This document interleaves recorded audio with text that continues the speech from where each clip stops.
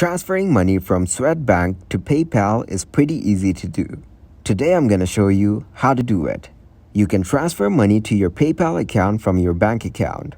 Before you transfer money, make sure that you add your bank account to your PayPal account. So doing so will ensure that your transaction goes smoothly. Firstly, click Wallet, then link Bank Account. After doing so, enter your bank name, then choose an account type. Now enter your full account number. Also, make sure to enter only those numbers that are in your bank account number. Moreover, don't enter any symbols or gaps or special letters.